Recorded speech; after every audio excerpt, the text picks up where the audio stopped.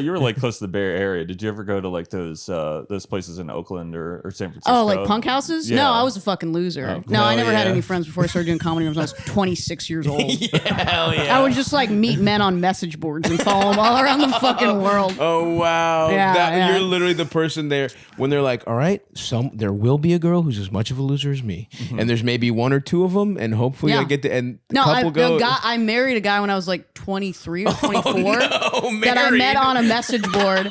But it was like a message board for this band Quasi, and there was like 7 people on the message board.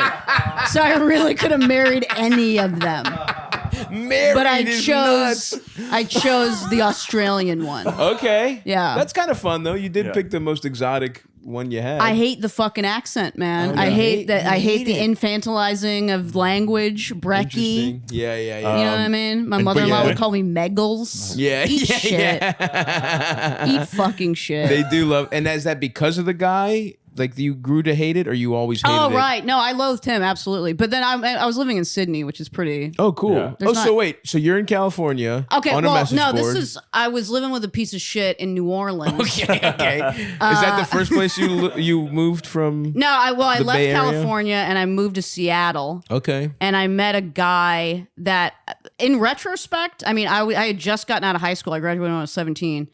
And I had met a guy that was old enough to have gone to Case Western University and get an engineering degree and work for Boeing and then get laid off because of 9/11. Ooh. So I don't remember exactly how old he was, but he was not 18. Yeah.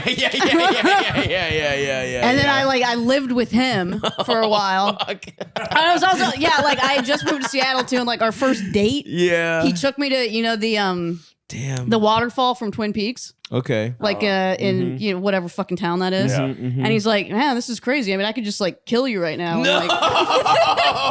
And like no, because no one knows where you are, you know? And I was like, tight, I'm going to move in with you today. I moved in with him the first night I met him. Oh my fucking God. And then we lived together, we dated, and then when we broke up, he was like, well, if we're not dating anymore, I don't think I can live with you. Oh, and I'm like, fair. And I was working in a comic book store at the time. He's like, yeah, there's actually like a high school graduation happening. I'm going to scout my next live-in girlfriend. But I was working at a comic store at the time, and then the owner of the comic book store spent all the comic book store's money on Coke, which is awesome. Yeah. Respect. So then I got laid off because of it. But then so I couldn't live on my own. So he moved back to Cleveland, which is where he was from. The grooming engineer? The groomer, and then I had to move back in with my mother, and then like maybe a couple months passed, and he's like, actually, I thought about it. Yeah, I think we could be roommates. And I'm like, awesome. I don't want to live with my mom, so I'm moving to Cleveland, Ohio. Cleveland with your ex? 30 years older than you or whatever, 20 years older than your boyfriend? So then I was in Cleveland with this dude, and then, And I had the only casual sex in my entire life was with a guy. He was a noise musician who called himself Steve Dracula. Pretty good name. I caught feelings for Steve Dracula. Oh fuck! That was unfortunate. You're like, I could see myself waking up in this coffin every day. No, he's just like like white guy that would put contact mics on garbage cans and throw stones into it, sort of thing. Very familiar with that. And then it's like, wow, I've never met somebody I've been able to fuck. I could talk about Mr. Show with. Wow, this guy's awesome. But then I met on MySpace.com. Yes. Hell yes. Some fucking loser came out of the woodwork and was like, oh, you like Ivan Brunetti, the comics artist. Okay. And then it was like, he lived in New Orleans, and so I start fucking this guy, and then I moved to New Orleans. Sure. And he's an absolute piece of fucking shit and is throwing chairs at me and stuff. Oh my God, dude. And then also Hurricane Katrina happens, and we have to fucking drive around the country for a month. You're in New Orleans when Katrina happened? Yes. Oh man. I want to feel old. Wow. Yeah, I was. That's fucking And he's throwing wild. chairs at me all around the fucking country. And then we get back, and I'm like still a child, basically. Of course. You're what, 23, 24? I mean, 21 or Wow, 20, 22 at that point. And so I'm like, well, I don't know how to break up with this guy, so I guess I'll just meet some fucking Australian on a message board Wow, and start fly. cheating on this guy. And then like- move to Australia We're talking cheating, right? Or Cheating, and then, but also I went to Australia at some point, and I had told the guy that I was living with, like, no, I'm just visiting my mom. My mom.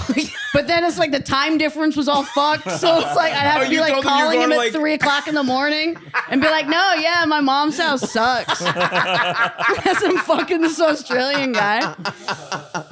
And then I came back to America, and then that's when I finally moved to Los Angeles. And in retrospect, I should have let the Australian stay in Australia. Right. But he came out, and then it was like a situation where he would have been deported if we didn't get married. Right. Oh, Like like a straight up 90-day fiance kind of fucking thing. Sure. So I married this scrub. And then like I broke Gave up him with the him. gift of U.S. citizenship. I did, yeah. Well, and now actually he lives in a suburb of Detroit from the chick from Orange County he cheated on me with while we were married. Wow. So love wins. That is kind of. That's what's up. It is kind of an.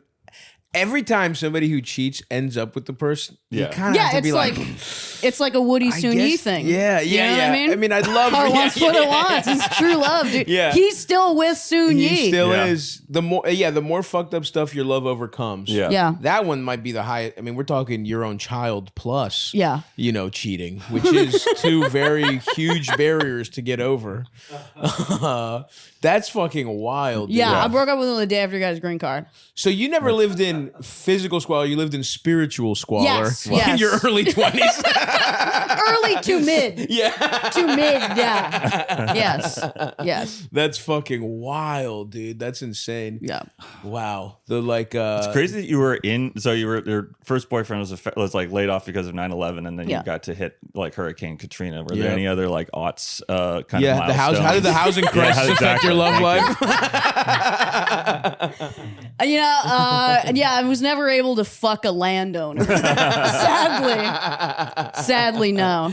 But yeah, because like living through Katrina, it was kind of like when COVID happened, and everyone's like, they're gonna shut down the grocery store. It's I've already lived in a police state before, man. It's fine. Right. It's gonna be fine. Yeah, there's gonna be like a fucking jarhead driving down the street in a fucking Hummer with a gun. Yeah. Every 15 minutes, but whatever. Yeah, you know what I mean? cares? Life goes on. Yeah, they go. That's kind of my position on this just inevitably happening to America. It's like when I was reading books about the Roman Empire's collapse. It's like in some places it took like 300 years for them to fully feel it. Yeah, Right. I'll be dead. Yeah, exactly. You know what I mean? And I'm mean, not breeding either. Yeah, sorry, you got Robbie. kids on the way. That's kind of fucked. I mean, I have a nephew now.